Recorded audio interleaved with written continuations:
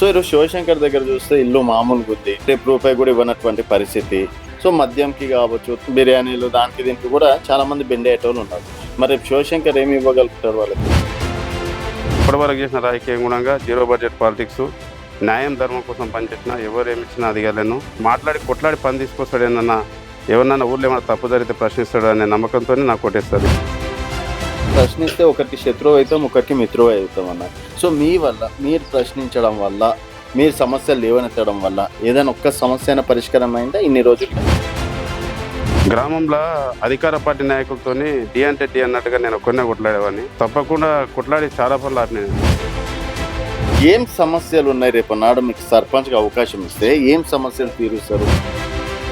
మా గ్రామంలో గైరన్ land venture చేస్తుంటే కూడా దానిపైన ఎన్నోసార్లు వెళ్ళి కలెక్టర్కి ఫిర్యాదు చేయడం జరిగింది. అది అయిపోవడం కూడా జరిగింది. స్కూల్ సమస్యల మీద కూడా మాట్లాడినాము. అధికార పార్టీ నాయకులు అపోజిషన్ వాళ్ళకు అవకాశం కరెక్ట్ ఇవ్వనందుకు అది సమస్యలు కొంతవరకు పెండింగ్లో అయిపోయింది. అంటే ఏ ధైర్యంతో ఇవన్నీ పనులు నేను సక్సెస్ఫుల్గా చేయగలుగుతా 5 సంవత్సరాలు ఒకవేళ అవకాశం ఇస్తాను అనుకుంటున్నారు? ప్రభుత్వంతో కొట్లాడతా, సాధ్యమైనంత వరకు 100కి 99% పనులయ్యే విధంగానే ప్రయత్నం చేస్తా. గ్రామాభివృద్ధికి శతవిధాల ప్రయత్నం చేస్తా. కెమెరా ఉంది కదా అని చెప్పేసి నేను కూడా ఇట్లాంటి మాటలు 100 చెప్తా. సో నాకు మీకు తేడా ఉండాలి కదా. నాకు మీకు తేడా అంటే నేను నా గ్రామ ప్రజలకు ఒకటే హామీ ఇస్తున్నా, నన్ను నమ్మండి, నన్ను నమ్మి నన్ను ఒకసారి అవకాశం ఇవ్వండి, నేను చేస్తానా చేయనా మీకు కనిపిస్తుంది.